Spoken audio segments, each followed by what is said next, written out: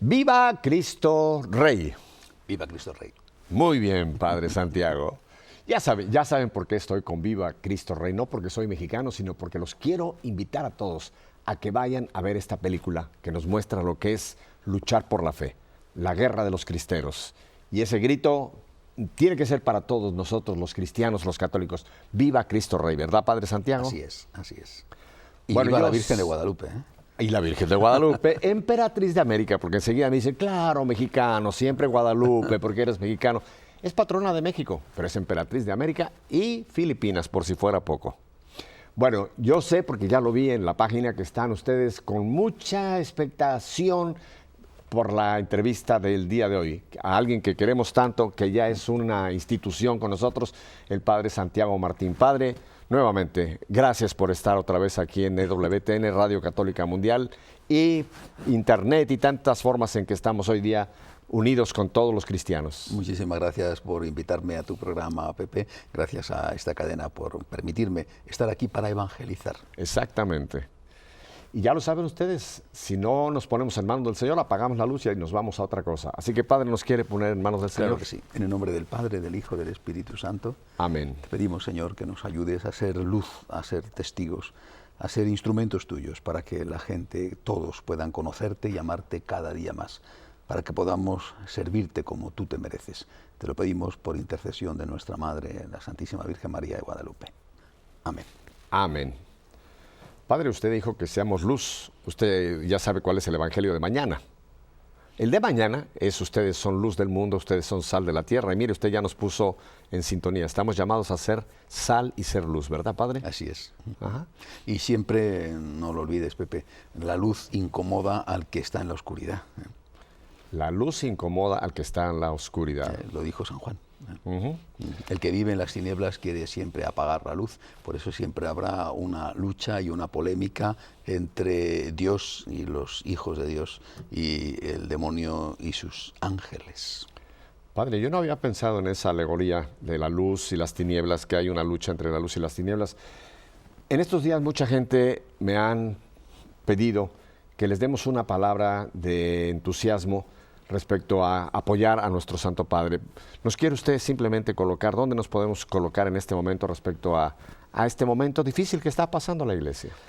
Siempre ha habido problemas. Ajá. ¿No? Siempre ha habido problemas precisamente por eso, porque la Iglesia es el cuerpo místico de Cristo.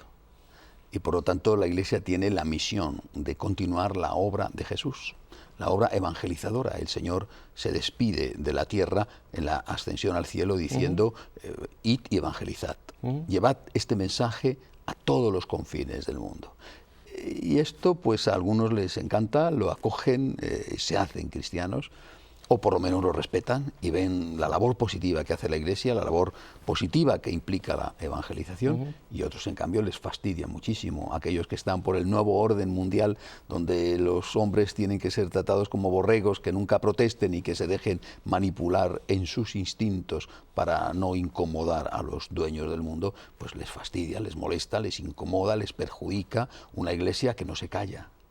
Y siempre ha ocurrido igual, es decir, las circunstancias podrán ser diferentes, pero es que siempre es lo mismo. Es decir, ¿hay diferencia entre Nerón y nuestra época? Pues mire usted, sí y no. El fondo es siempre igual, van a ser diferentes los medios de persecución. En la época de Nerón pues no existía la televisión, ni existía The New York Times, ni existía la BBC, y no podían hacer campañas mediáticas contra el Papa, que entonces era San Pedro, ¿verdad? En la época de Nerón simplemente le echaban a los leones, eran muchísimo más brutos, menos sutiles. Hoy en día primero te desprestigian y si sobrevives, entonces ya sí que te echan a los leones. Hay otros leones hoy en día. Por eso yo creo que es muy importante ver siempre los problemas en este contexto histórico. Los problemas existen, han existido siempre. Y existen porque nuestros enemigos, los enemigos de Dios, quieren acabar con la Iglesia. Lo que sucede es que también, siempre, por desgracia, algunos eclesiásticos, algunos hombres, mujeres de Iglesia, le han suministrado al enemigo la artillería para que la dispare contra la Iglesia, ¿no?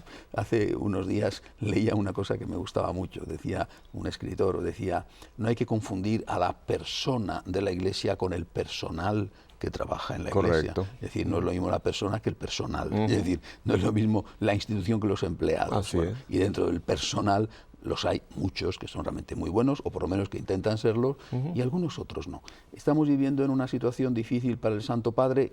Sabemos algunas cosas que han sido ya publicadas, el problema del mayordomo es una cosa conocida, la filtración de documentos secretos pues es una cosa, aunque no han sido documentos escandalosos, pero sí que han sido una cosa desagradable, que cartas que iban dirigidas al Santo Padre estén en los periódicos. No ha tenido en realidad mayor trascendencia, pero no es una cosa buena, no es una cosa positiva. Claro. Y es una cosa que ha disgustado mucho al Papa, porque era una persona muy próxima a él. Bueno, y por otro lado, pues siempre está el problema también de la destitución del jefe de la banca. Es decir, hay cosas que al Papa le han hecho daño, le han hecho sufrir. Por eso yo creo, primero, que tenemos que verlo en ese contexto de que siempre ha habido dificultades y que el enemigo último siempre es el demonio, que quiere acabar con la Iglesia y quiere acabar con la humanidad. Pero ante esto, lo que nosotros tenemos que hacer es estar tranquilos y acompañar al Papa con la oración. Esto es. Creo que eso es lo más importante. Lo que en este momento tenemos que hacer es rezar por el Papa. Esto es. Rezar por el Santo Padre y estar convencidos de que esto no es una cosa cualquiera, sino que esto es lo más importante. No hace mucho el Papa, antes de que se desatara la última oleada digamos, de problemas, ¿no? Que se supiera lo del mayordomo, etcétera, el Papa hablaba y decía, en los momentos difíciles que he pasado, y eran cuando habían salido los documentos y tal, y no se sabía aún quién era el famoso cuervo. Bueno, en los momentos difíciles que he pasado me ha confortado muchísimo la oración de los católicos. Y yo creo que eso es lo que tenemos que hacer. Yo pido siempre a todos, por ejemplo a los franciscanos de María, recemos por el Papa, y nosotros hacemos una vez al mes una vigilia de oración por el Papa en todas las ciudades donde estamos. Una vigilia de oración donde damos además textos, documentos del Papa, de lo que ha enseñado en ese mes, porque yo creo en el poder de la oración. Estoy convencido de que es en este momento, siempre, pero en este momento lo tenemos que hacer de una forma especial. Correcto. Y creo yo, Padre, que dentro de todo, como dice también San Pablo, Dios sabe trabajar en las pruebas. Hay un trabajo que Dios hace para purificarnos. En las pruebas vamos siendo purificados. Y yo creo que este tiempo que estamos pasando a todos nos tiene que purificar, fortalecernos en nuestra fe, fortalecernos en nuestra eclesialidad, en nuestra fidelidad al vicario de Cristo. Yo creo que es un momento de unir filas, como usted dice, en oración, y saber que es una tormenta, pero que otras que han pasado la Iglesia, la barca de Pedro, ahí va. Claro, porque no está en entredicho la figura del Papa, ni la honorabilidad, ni la santidad del Papa, sino de algunos de sus colaboradores, que no es lo mismo. Es decir, la gente sabe que el Papa es un hombre de Dios, es una persona honesta, es una persona que tiene enemigos fuera de la Iglesia y que, por desgracia, también algunos le han defraudado. Pero la gente está con el Papa. He estado hace una semana en Milán y aquello era un espectáculo. En Milán, en San Siro, por ejemplo, los jóvenes italianos, 80.000 jóvenes italianos con el Papa llenando ese campo de fútbol. Después, sábado por la tarde, en la jornada, la vigilia de fiesta y de testimonios, 350.000 personas, un espectáculo. Y después la misa del domingo por la mañana con casi 1 millón de personas y un cariño al Santo Padre, un amor al Santo Padre. Es decir, el pueblo católico está con el Papa. Y esta circunstancia no está contribuyendo a alejar a la gente del Papa, al contrario, todo el mundo le ve con esa cara de santo. Y si tienes la suerte de estar cerca de él, como he tenido yo el privilegio de estar, pues es que ya la cosa es impresionante, claro, pero al menos al verle por televisión, esa cara de santo que tiene, esa cara de ancianito bondadoso, que es verdadera, que no es una pose, que no es una imagen conseguida gracias a no sé qué retoques, sino que es auténtico, todo eso a la gente le conmueve. Saben que es alguien que está dando la vida por Cristo y por su Iglesia. Y por lo tanto, si hay que hacer una lectura positiva de lo que está pasando, es que crece el amor de la gente por el Santo Padre.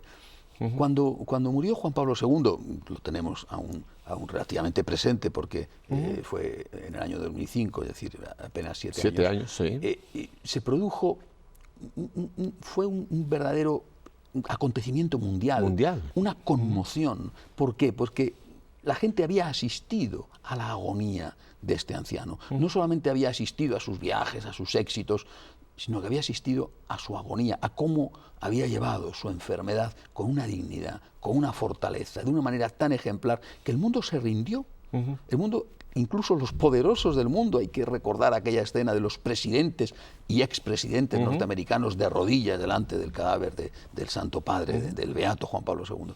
Yo creo que va a pasar lo mismo con Benedicto XVI.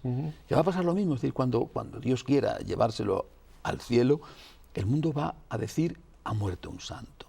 Por aquí ha pasado un ángel de Dios. Y yo creo que este martirio, este sufrimiento que estamos viendo que él padece, es para todos nosotros una ocasión de amarle más y también de decir: él lleva su cruz por Cristo, yo tengo que llevar la mía. Lo mismo que Juan Pablo II decía: Cristo no se bajó de la cruz, yo tampoco. Benedicto XVI está diciendo: Cristo no se bajó de la cruz, yo tampoco. Padre, se me ocurre que una forma de mostrar este apoyo, esta solidaridad con el vicario de Cristo, es, en lugar de dejarnos llevar por el morbo de la prensa secular que está tratando de magnificar todo esto, ¿por qué no nos centramos en la bendición que Dios nos da a través del Papa Benedicto?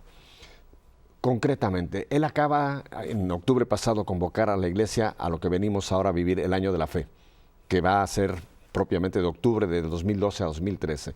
Nos dio un documento, una carta, la Porta Fidei, que no ha sido muy difundida. Qué bueno que usted está, y por cierto, ya se los adelanto, el Padre Santiago está haciendo una serie sobre todo este asunto de Porta Fidei, estoy en lo correcto, y el Año de la Fe. El Papa ha convocado a un sínodo, que se tendrá en octubre también, el sínodo sobre la nueva evangelización. ¿Por qué no nos centramos en esto, Padre, y ponemos nuestra energía en donde el Santo Padre, como vicario, como pastor de la Iglesia, nos está dirigiendo a la Iglesia? ¿Por qué no hablamos un poquito de Porta Fidei? Porque es uno de los secretos mejor guardados, Padre. No, me parece fenomenal, además creo que eso es lo que hay que hacer, es decir, mirar hacia adelante y sobre todo que nuestra mirada se dirija al sitio donde está la mirada del Papa. Exactamente. La mirada del Papa está puesta en Jesucristo. Es decir, está puesta en la certeza de que el Señor ha vencido y vencerá siempre, y de que las puertas del infierno no prevalecerán sobre la Iglesia. ¿Qué es lo que quiere el Papa? El Papa lo que quiere es decirnos: nuestro deber es evangelizar. Nuestro deber es llevar a los hombres la buena noticia de la existencia de un Dios que es amor. Eso es nuestro deber, porque ese Dios amor es la esperanza del hombre. Ahora, para evangelizar tenemos que tener fe, es decir, para evangelizar tenemos que saber quién es Dios, qué Dios vamos a anunciar si no le conocemos, cómo vamos a amar a Dios si no le conocemos. La fe es la primera de las virtudes que conduce al amor. Conozco a Dios y después amo a Dios. San Agustín decía: que yo te conozca, Señor mío, y que te ame. Que yo te conozca y que te ame, porque conocer es el primer paso para amar. Claro. Por eso yo creo que el Papa, que tiene este objetivo, y es lo que estoy intentando hacer en estos programas, el objetivo de llevar a los hombres a Dios, es el objetivo que debería de tener cualquier evangelizador, por supuesto. Empieza por decirnos: conoce a Dios, y después llega al amor a Dios. ¿No le parece que el título de nuestro lema de este programa hace 17 años, en cierta forma, encaja perfectamente en donde el Papa nos tiene enfocados? Nuestra fe en vivo. Así es. Si yo conozco, si yo tengo esta fe, eso se tiene que traducir en vida. No se puede quedar en una fe meramente dogmática, intelectual, privada, encerrada en mí mismo, sino que esa fe se tiene que manifestar, y manifestar concretamente, cumplir con la misión, que es anunciar a otros mi fe. Y yo creo que eso es fundamental, y de hecho, por ejemplo, permíteme un ejemplo concreto. Nosotros, los franciscanos de María, vamos, a partir de esta petición del Papa, a cambiar nuestra metodología para cada semana hacer un tema de formación en la fe, y con un propósito concreto, no solamente intelectual, sino ahora eso voy a llevarlo a la práctica, voy a llevarlo a que me convierta, me ayude a la conversión, contando con la gracia de Dios. Conocimiento y conversión, conocimiento y cambio de vida, conocimiento y santidad, que yo te conozca y que yo te ame. Eso es lo que quiere el Papa, que nosotros conozcamos cada vez más a Dios para cada vez más amar a Dios. Yo estoy convencido de que va a ser un año extraordinario, un año de gracia fecundísimo. Me parece que de la puerta de la fe se puede sacar una línea muy práctica que está ahí. Padre, nosotros los que asistimos a la Eucaristía, los domingos por lo menos, que tenemos que ir, si no es que también lo podemos hacer entre semana, pero el domingo que hacemos la profesión de fe, que hacemos nuestra profesión de fe.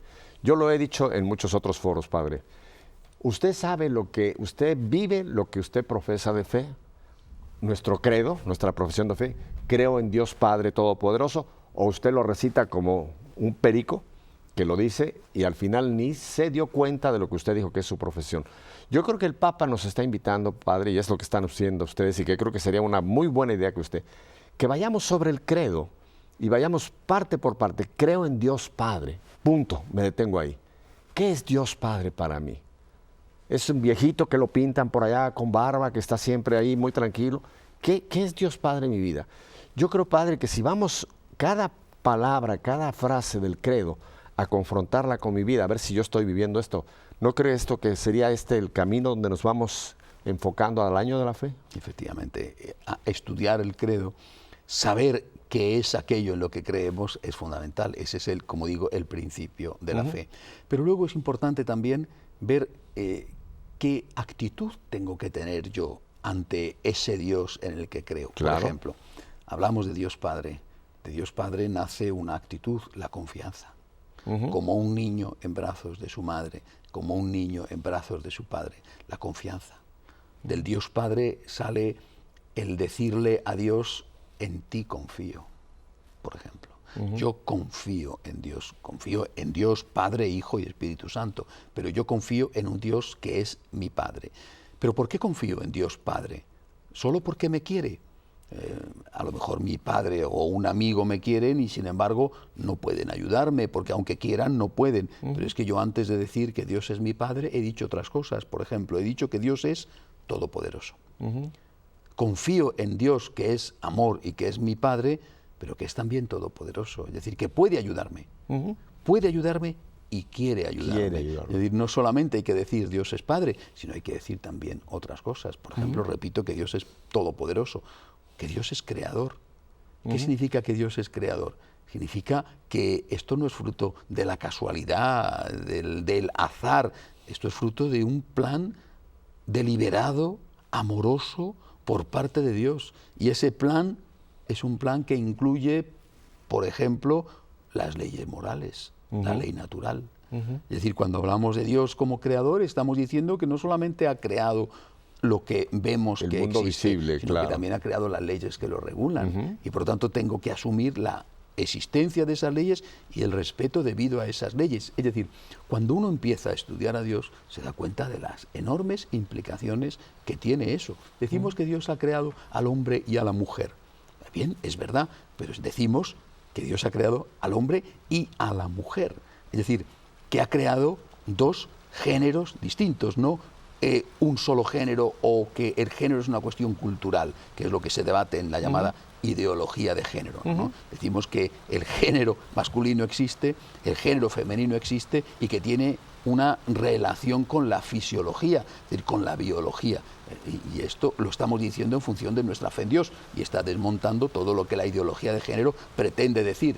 El género es una cuestión cultural. Tú puedes ser hombre o mujer cuando quieras y como quieras y puedes cambiarte sin ningún problema. Padre, y si vamos a esas, en el primer libro, en Génesis, tenemos quién instituyó el matrimonio entre un hombre y una mujer. Fue Dios. No fue el hombre que decidió, yo ahora quiero unirme a una mujer. Fue Dios el que le presentó a la mujer. O sea que el matrimonio, la unión de un hombre y una mujer para la procreación, es creación de Dios, es invención de Dios.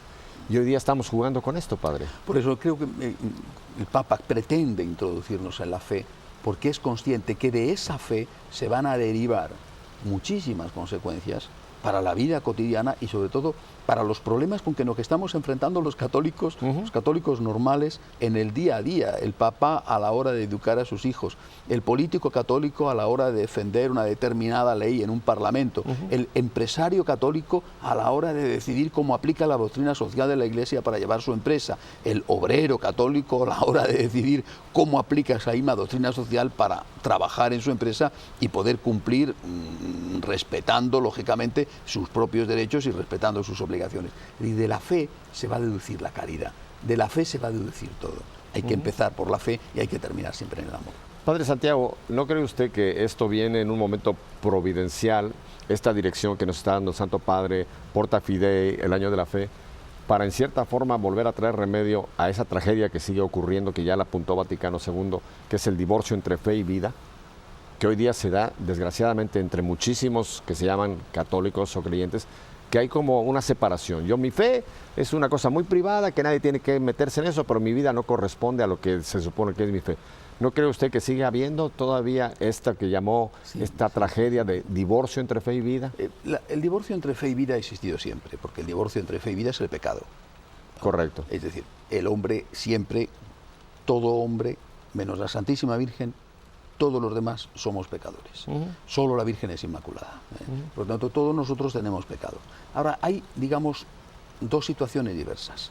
Está la situación de pecado que se intenta corregir, es decir, el hombre que es consciente de que es pecador y que lucha para no ser pecador, que pide ayuda a Dios, que se levanta cuando cae.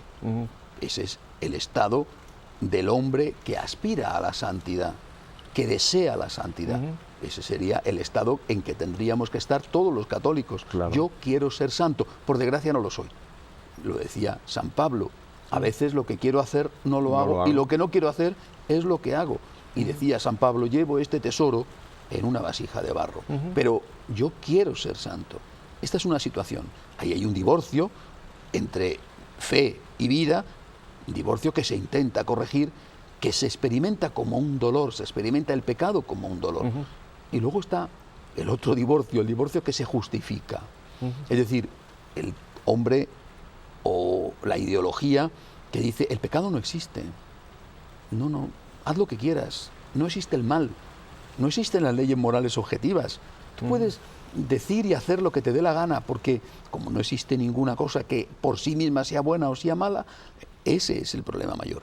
Es lo que ya el Papa Benedicto apuntaba desde su primera misa anterior al el relativismo. De la tiranía del relativismo. Sí, pero fíjate, Pepe, no es lo mismo el relativismo que la dictadura o tiranía del relativismo.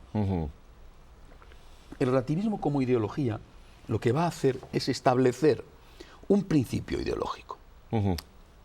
Cada uno puede decidir por sí mismo qué es bueno y qué es malo. No existe la verdad moral.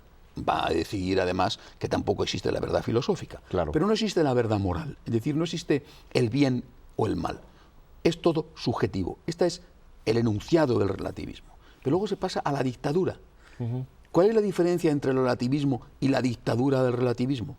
El relativista dice, para mí esto es bueno, para mí esto es malo. Allá tú. El dictador dice, para mí esto es bueno, para mí esto es malo, y no te atrevas a decir lo contrario. Eso es dictadura.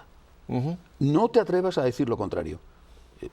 Yo digo esto, tú di lo que quieras, eso sería relativismo. La dictadura del relativismo, que es la que padecemos, es cuando te dicen, tú no puedes decir que esto es malo.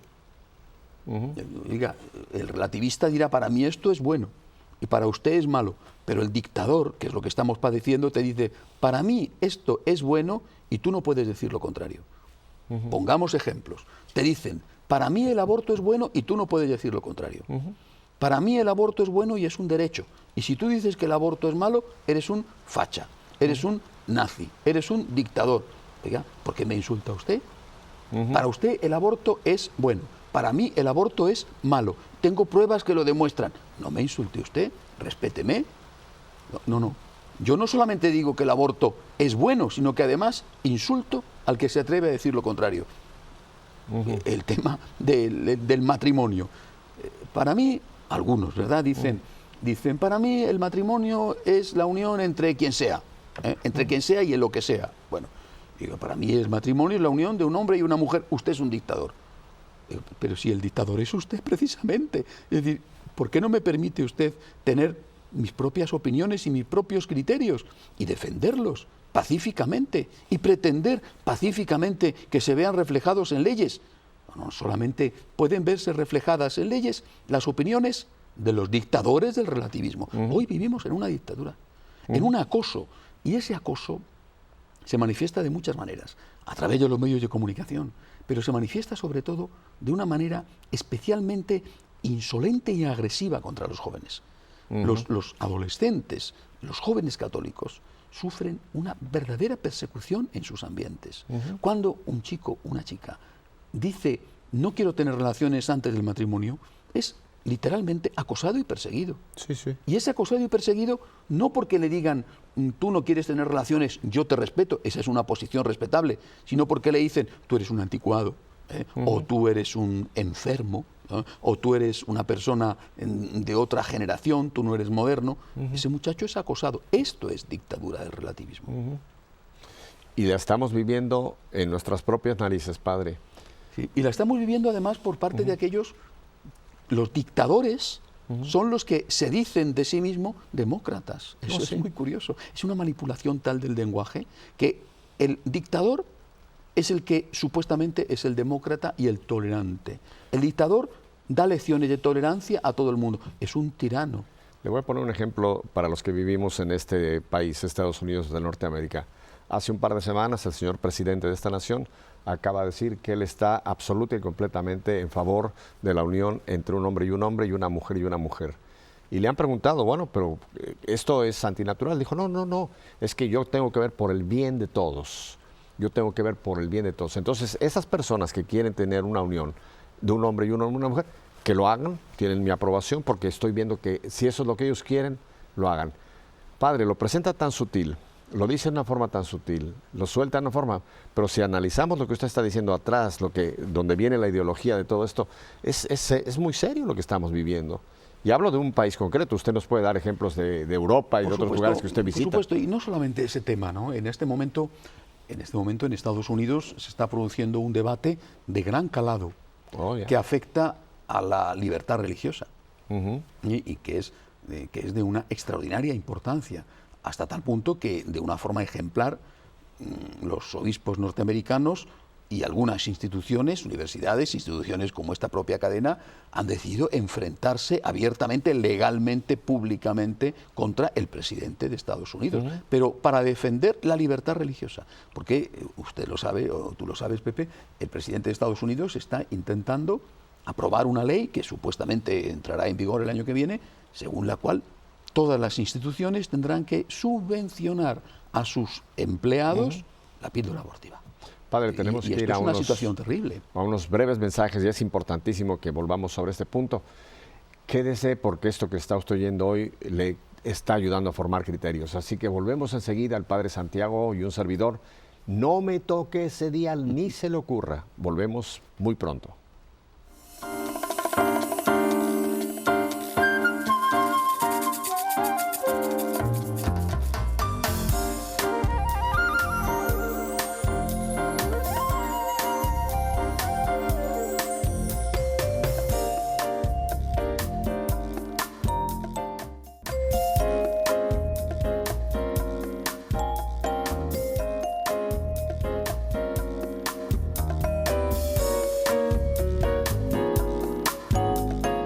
¿Qué? ¿Fue muy rápido?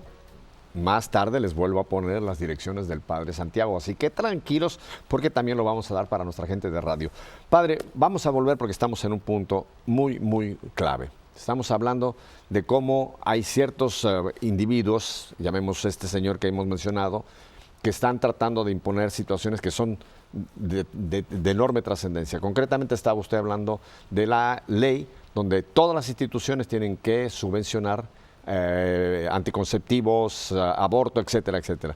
Y esto es una imposición porque es una ley que se está poniendo. Este es un caso, yo creo que muy claro, de esa dictadura del relativismo. Evidentemente no es el único, pero este es un caso muy claro y además en un país, Estados Unidos, que ha presumido siempre de ser la cuna de la libertad y ha presumido siempre de ser la democracia perfecta, la exportadora de la democracia a otros países, el sitio donde más se respeta la libertad religiosa. Por eso yo creo que de una manera muy inteligente, los obispos norteamericanos, no solamente muy valientes, sino muy inteligentes, están diciendo, no, si lo que nosotros no estamos solamente pidiendo que no se nos obligue a esto, lo que nosotros que estamos haciendo es defender la libertad religiosa.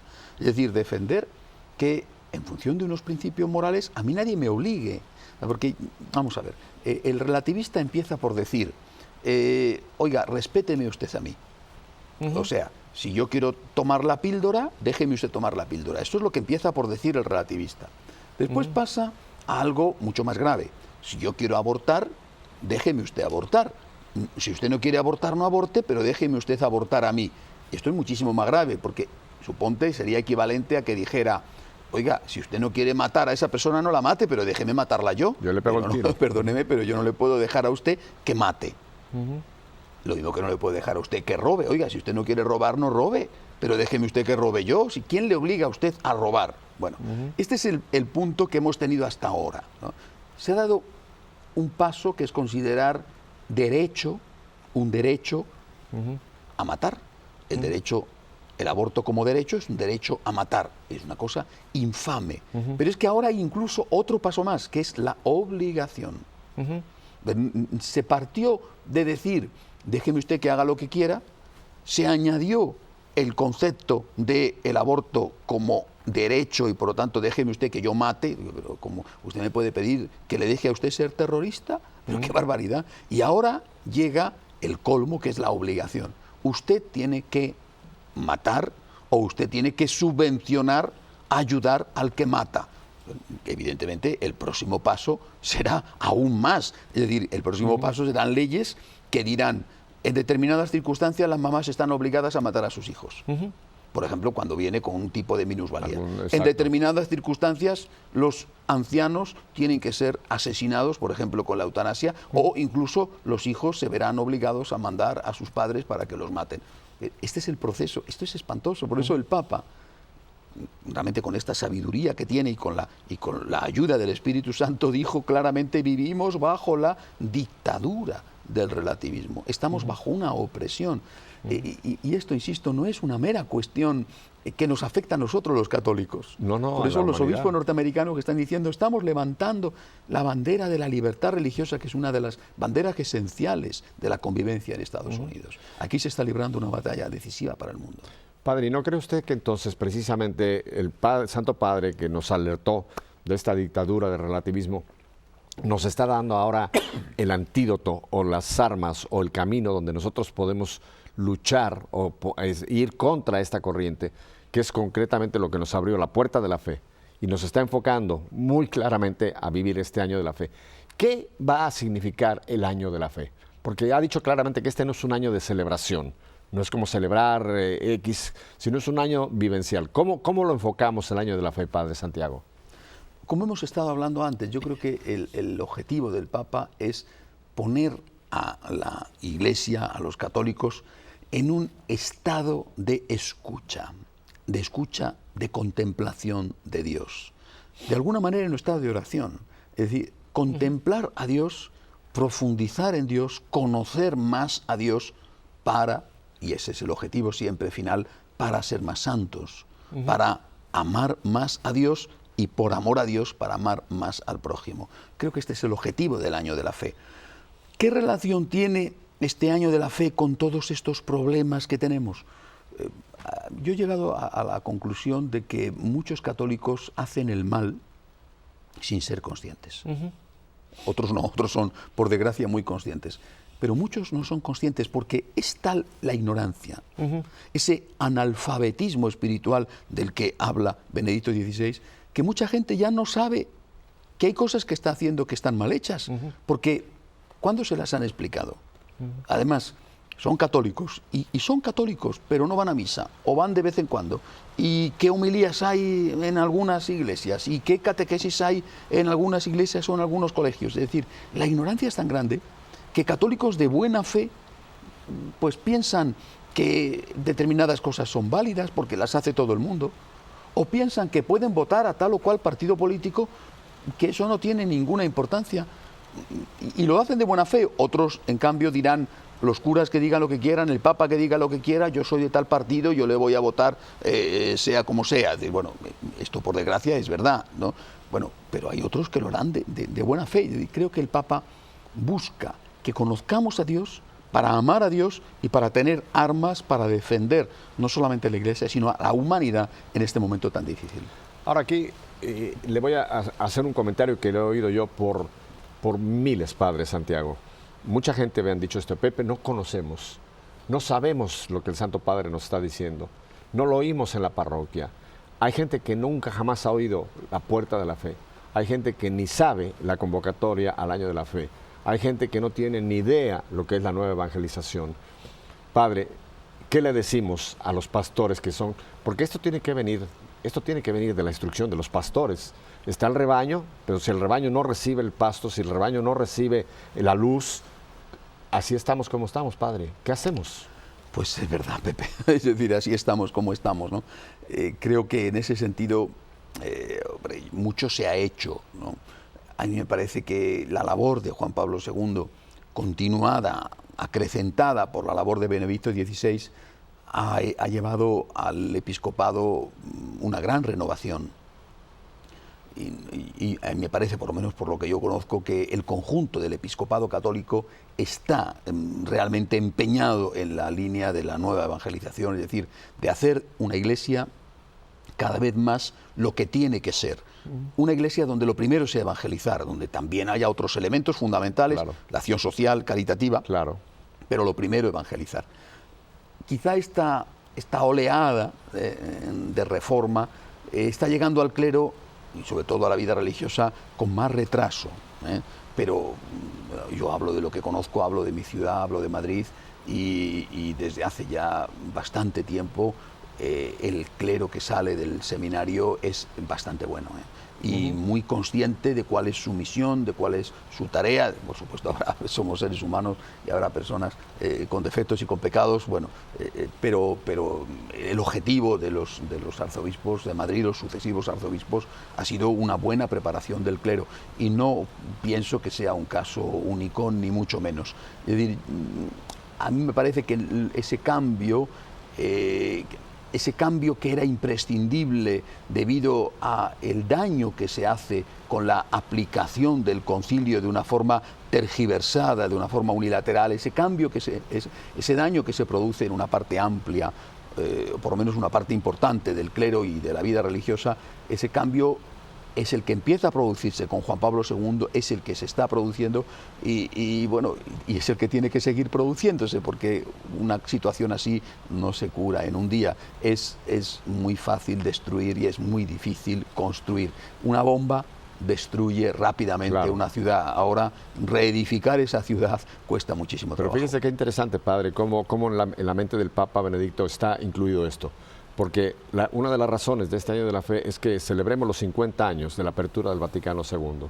Y él quiere que volvamos a ir al Vaticano II para darnos cuenta que quizá hubo interpretaciones erróneas, pero que vayamos a la esencia del Vaticano II, que fue inspirado por el Espíritu Santo. Y segundo, la convocatoria para el sínodo.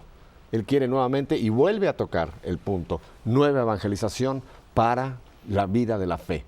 ¿Cómo está uniendo todo esto? Como que nos está diciendo, ok, el mundo está así, este relativismo, etcétera, pero aquí están los antídotos, o sea, aquí están las armas para que nosotros podamos confrontar esto y avanzar el reino de Dios a pesar de lo que está sucediendo. Me acabas de tocar un tema que me parece crucial en este momento, el Concilio Vaticano II. Es crucial porque estamos debatiendo, o están debatiendo, la posible vuelta a la Iglesia Católica de los tradicionalistas de Lefebvre. Y este es un aspecto importante, aunque numéricamente no sean muchos, sin embargo es un aspecto muy importante. Suprimir y acabar con cualquier cisma es realmente importante. Claro. Pero es crucial también porque el Papa lleva prácticamente todo su pontificado diciendo, lo decía ya de antes, por supuesto, aquel famoso libro, aquella entrevista, Informe sobre la Fe con Vittorio Messori, lleva diciendo en todo su pontificado que se ha hecho una lectura parcial, malintencionada del Concilio Vaticano II. Entonces eso ha creado, esa lectura malintencionada, parcial, distorsionada de los documentos conciliares, ha creado animadversión hacia el concilio. Correcto. Una frase que se me ocurre para que lo entienda mucha gente, padre. Yo creo que ha pasado mucho con el Concilio Vaticano, lo que decimos a veces que se hace con la Biblia. Un texto fuera de contexto es un pretexto. Me parece a mí que se han sacado algunos elementos del Vaticano II fuera del contexto, se les ha dado una proyección que es lo que ha producido quizá a veces salirnos de donde estaba la línea del Concilio Vaticano. ¿Estoy correcto? Ese contexto, fuera de texto, fuera de contexto. Eso, y yo creo que algo peor todavía, es decir, se dicen cosas como si se las hubiera dicho el concilio, que el concilio no las ha No las dicho dijo. nunca. Por lo tanto, es decir, y se aplican cosas como supuestamente conciliares que el concilio no llegó a decir en la vida, ¿no? Por ejemplo, recientemente acabo de escuchar unas declaraciones de este religioso, me parece que todavía sigue siendo religioso, nicaragüense, Ernesto Cardenal. Le hacían una entrevista y decía en esa entrevista, todas las religiones son verdaderas y todas las religiones son falsas. Caramba, ¿no? Que un supuesto teólogo católico diga eso. Todas las religiones son verdaderas, todas las religiones son falsas. Y esta afirmación, para muchos, sería una afirmación conciliar. Cuando ha dicho eso el concilio. Jamás. Pero esto podría ser para muchos, eso es el fruto del concilio. Unos para denostarlo, ¿ves? Eso es el fruto del concilio. Fíjate qué malo fue el concilio. Y otros para aplaudirlo. Eso es lo que hay que decir, porque eso es lo que el concilio quería. Oiga, ¿cuándo ha dicho eso el concilio? Y así, a cualquier otra cosa, es decir, aquí en Estados Unidos. Le pongo un ejemplo de Estados Unidos que estamos viviendo en la prensa. Lo que está sucediendo con algunas órdenes religiosas. Por ejemplo, iba a referirme a eso, ¿no? Como tomando del Concilio Vaticano, quitaron el hábito, quitaron la oración, dijeron que el feminismo es algo que proclama el Concilio Vaticano.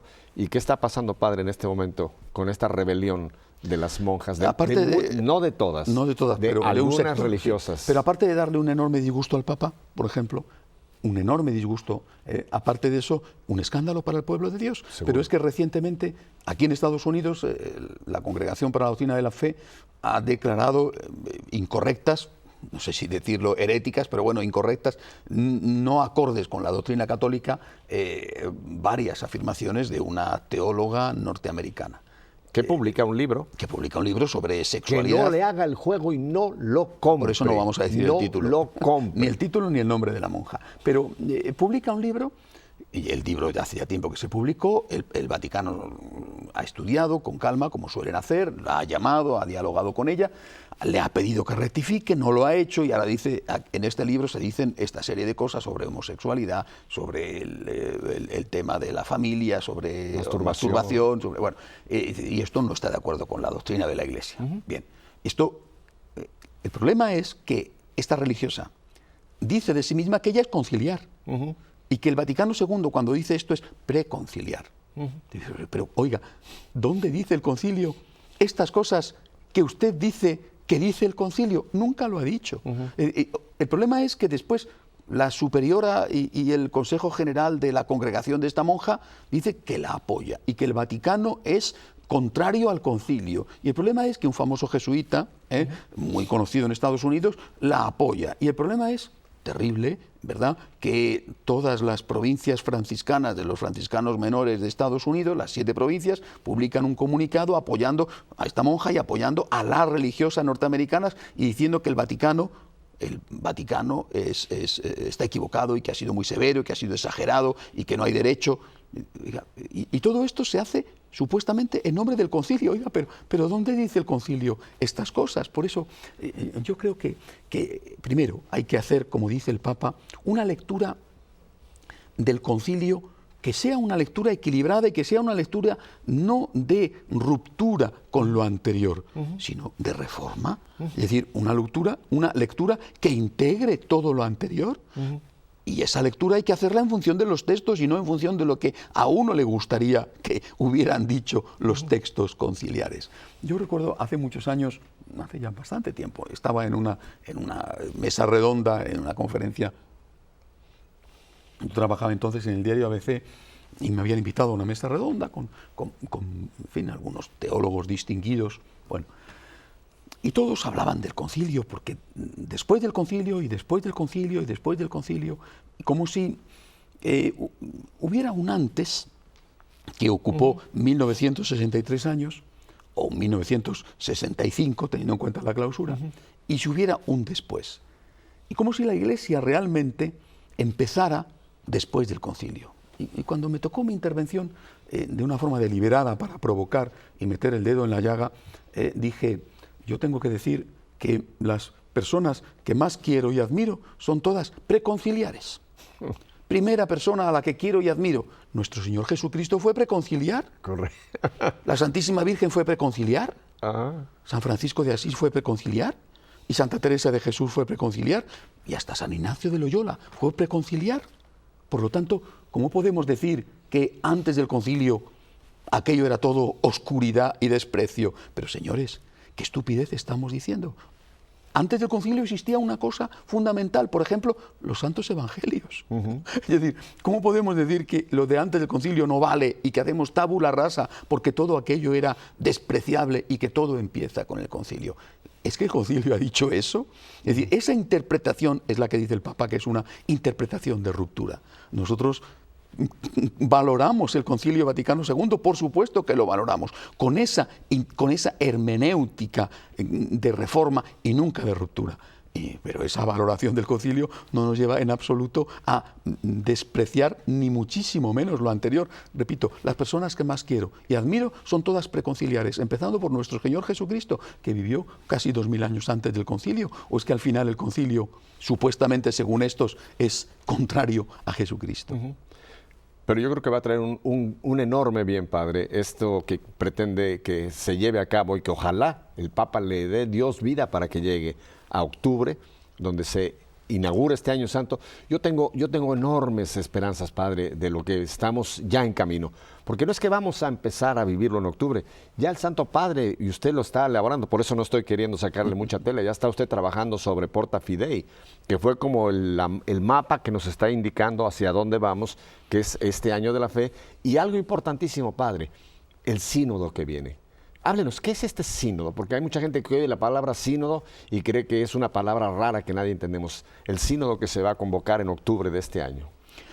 La palabra sínodo es una palabra de origen antiguo y significa una reunión de obispos, diferente de la palabra concilio. El concilio también es una reunión de obispos, pero el concilio es una reunión de todos los obispos de la Iglesia Católica o de los que han sido representados, elegidos como representantes. El Concilio Vaticano II fue una reunión de todos los obispos de la Iglesia Católica, aunque lógicamente no todos, por diversos motivos, pudieron participar, claro. Algunos porque no tenían permiso de las dictaduras comunistas. Además fueron 3 años de trabajo, en las que vivían. Comisiones, etc. Fueron 3 años, pero fueron 4 sesiones, o sea, 62, 63, 64 y 65. Bueno. El concilio es diferente también en el sentido de que debate un tema, hace unas proposiciones, y esas proposiciones son proposiciones del concilio, y el Papa puede, por supuesto, rechazarlas o aprobarlas, pero no puede modificarlas. Ojo, son proposiciones del concilio. Del sínodo.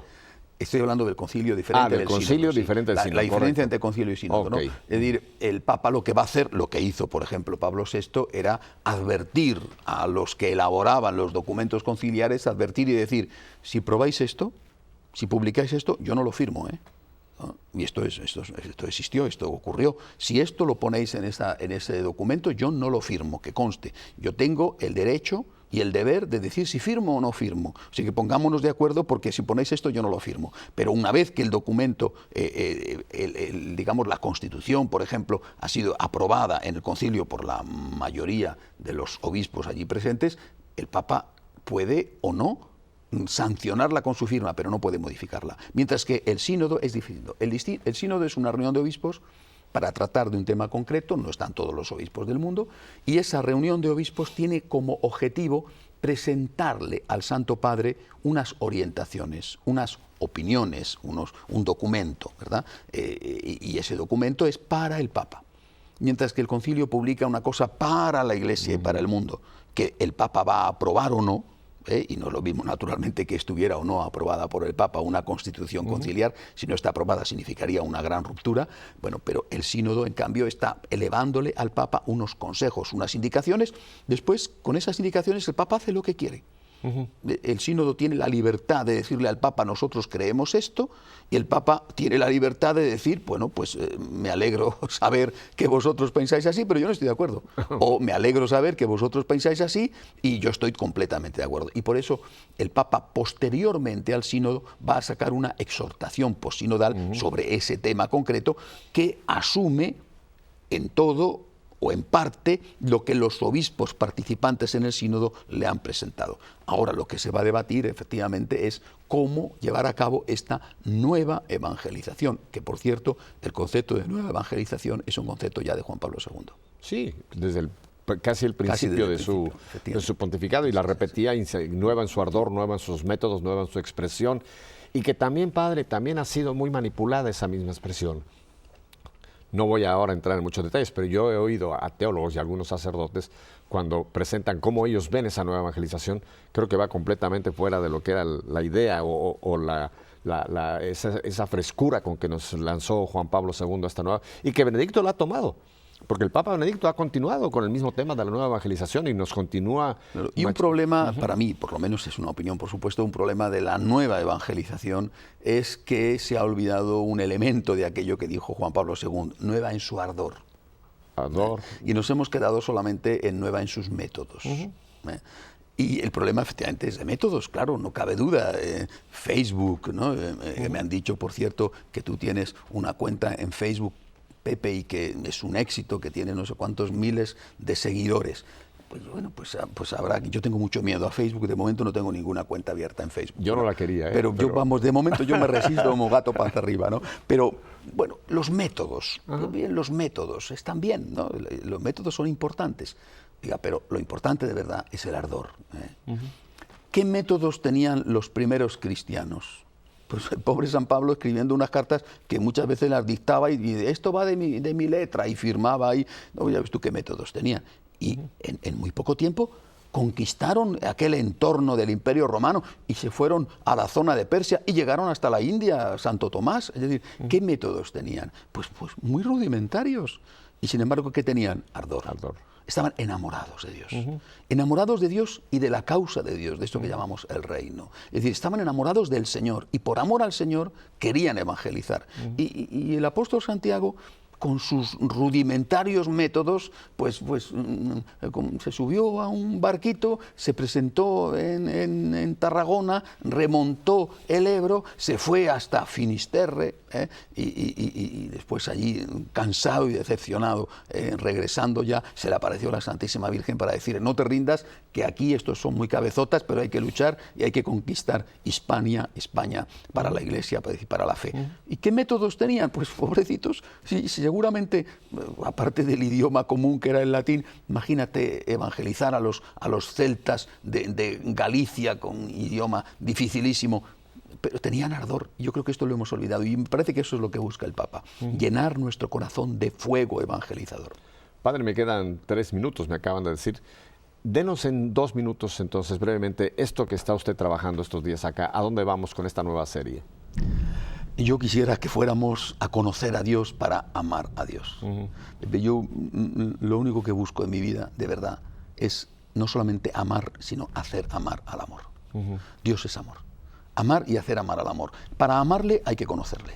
Y lo que el Papa quiere y lo que busco con esta nueva serie es que conozcamos a Dios. Pero que le conozcamos no por una mera cuestión de curiosidad intelectual, sino para que conociéndole nos enamoremos de Él. Enamorándonos de Él cambie nuestra vida y cambie nuestra relación con Él y con el prójimo. Conocer para amar. Este es el objetivo, creo, del año de la fe y desde luego es el objetivo de la serie. Y tiene una consecuencia importantísima que usted ya la esbozó en el transcurso de esta hora, Padre. Y si yo conozco y yo amo a Dios, yo quiero dar a conocer a Dios. Yo no me puedo quedar con el tesoro. Yo no me puedo quedar con la perla. Yo quiero, si yo amo a alguien, yo quiero que la gente lo ame. Y este es el ardor quizá para esta nueva evangelización. Así es. Amar a Dios para dar a conocer a otros a Dios. Así es. Voy a poner en pantalla, porque ya sé que están desesperados, ¿dónde puedo yo contactar al Padre Santiago? Aquí van las direcciones del Padre Santiago. Es muy fácil porque está en español, no tiene que preocuparse. Tiene papel y lápiz en la mano, donde quiera apúntelo. Es consultas, como de médico, consultas@frmaria, que quiere decir franciscanos, pero no ponga franciscanos, ponga frmaria.org. Y la página www.frmaria.org. Una vez más para mis queridos hermanos de radio, consultas@frmaria.org. La página web www.frmaria.org. Muchísimas gracias, Pepe. Padre, a usted no le digo adiós porque gracias a Dios lo tenemos aquí frecuentemente en sus visitas a América. Le deseamos, Padre, que yo sé que ahora está usted en una misión muy demandante de viajar por el mundo con los franciscanos de María, pero qué bueno que lo tenemos acá este ratito. Y le voy a pedir que si usted concluye este rato hermoso dándonos la bendición. Claro que sí, claro que sí. Quisiera, lo primero de todo, ¿no? Una vez más agradecer a todos los que están viendo este programa y a este canal por darme esta oportunidad de hablar de Dios. Y luego invitarles a todos y a cada uno a que de verdad se acerquen al Señor sin miedo. Que escuchen las palabras de Jesús. Ven a mí tú que estás cansado y agobiado y yo te aliviaré. El Señor, no los curas, el Señor es el que nos puede aliviar, es el que nos alivia. Y ahora voy a darles la bendición pensando sobre todo en los que más lo necesitan, en los enfermos. Por ellos y para todos yo les bendigo en el nombre del Padre y del Hijo y del Espíritu Santo. Amén. Y con esta bendición, hasta la próxima semana. Si Dios quiere. Si Dios quiere. Yo creo que sí quiere. Adiós, Padre. Que Dios te bendiga. Muchísimas gracias. Gracias. Muchísimas gracias. Gracias. El aplauso.